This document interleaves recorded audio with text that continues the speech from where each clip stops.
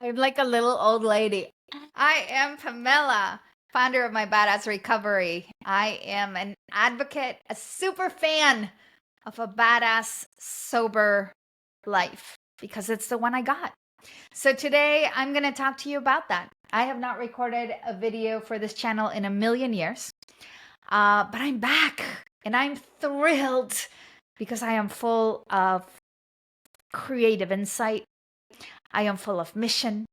And I am here to talk about all the things addiction, sobriety, and of course, a badass recovery. So today I want to talk about where we begin, which is the concept of addiction. The word addiction is a word that is so very full of stigma and shame and separation and heaviness. I don't know for you. Maybe for you, addiction is not a word that gives you any noise in your head. But for me, I didn't understand what addiction was when I was lost in my drinking. For many, many, many, many years, drinking really was my solution to deal with grief, with pain, with trauma, with relationship issues, but also, it was the way that I dealt with social situations, with joy, with celebration. So, really, for me, addiction developed in little whispers at the beginning because I have to admit, drinking for a while certainly worked. But when it started increasing, it became obvious that me and drinking was not a good idea. Problem is, I didn't know that addiction was in fact alive and well in my life, and that was what was in operation in my life. And so the cycle that I was trapped in, the cycle of addiction, did not actually have that name in my head. In my head, because of the way that I acted when I drank, meaning I was irresponsible, I was making bad decisions, I was not loyal, I was not aligned with who I believe myself to be as a human being, my values, my principles, what I like, what I don't, what I think is good, right, bad, wrong. So, because I was acting in ways that weren't aligned and alcohol was always in the mix, I just thought that I was a bad person, that I was a terrible mom, a terrible girlfriend, a terrible friend, and ultimately just like a piece of shit person. And that pain was not good. So it's actually really hopeful for me to get some clarity around the term addiction. And I'm grateful because I found that when I entered the rooms of 12-step work and I got very clear on the actual understanding of what was being displayed in my life day in and day out. Addiction, in very simple terms, and like the headline that's really easy to embrace, certainly it was for me, is any cycle that or behavior that you are bringing into your life that has negative consequences, so pain, negative consequences, and so therefore you want to stop it, and you try and you can't. I'm going to say it a little bit different. Addiction is when something causes you pain and you can't stop it even if you want to. So under that very gentle definition and umbrella, you can imagine there is so much relief because in that way of understanding what was happening, I was able to stop judging myself so harshly. So the term of addiction can be a little whisper. You know, when you drink maybe 2 or 3 glasses or whatever the amount is, everything is subjective, so take everything with a grain of salt, to where you are, like I was at the end of my own addiction, waking up and having horrible physical manifestations of the drinking from the night before, and yet reaching out for the bottle. So I would wake up, literally be like a wreck physically, and then reach for the bottle of Chardonnay, which I would then pour in my cup, and then pretend it was chamomile tea in the morning. And I mean pretend because, if my husband would walk by, he would see like, yellow liquid that looked like chamomile tea. And I was like, oh, this tea is so good. But it really was Chardonnay. And so wherever it is that you are in your curve of addiction can fall anywhere in that spectrum, from the person who is wondering what their life would be like if they didn't drink, the 2 glasses of wine that they don't want to drink because it has consequences, to the person that is, where I was or even worse. So when I understand that addiction is operating, I have to understand that there are 2 components that make it, a universal experience for those of us who are feeling and living through addiction. The first is the mind. The mind of a person that's stuck in addiction functions like this. I know that it's not good for me.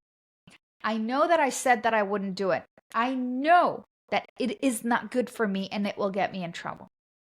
But I'm just going to have one. But I'll start tomorrow. I deserve this one. I work so fucking hard. But yeah, I'm not going to get drunk this time. It's going to be different. My mind will whisper in my voice, which is really cute because I really think that it's my best idea. Anything needed to get me to that first drink. It will confuse my truth, which is when I drink, I get drunk, I can't stop, with the false, which is, oh, remember that time that you went to the wedding and you only had 2 because you were there trying to impress a new mother-in-law?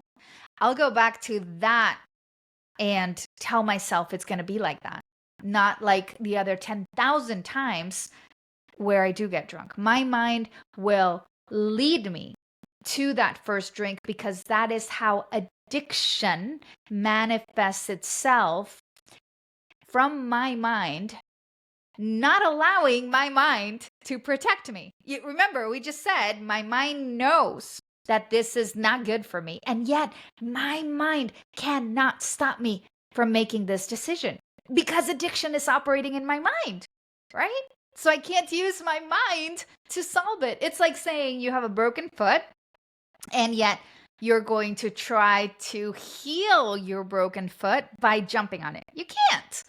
Addiction is in my mind, so I can't use my mind to start healing it. All right. So that is the mental components, the sly little whisper in my voice that will get me to that first drink. That is the first step to understand. Then what happens? I put that one drink in my body. That one drink is all that starts the physical chain that happens for people that have an addiction process alive and well in their body. My body, when I ingest the first drink or the first drug or the first pill, detonates a reaction of craving.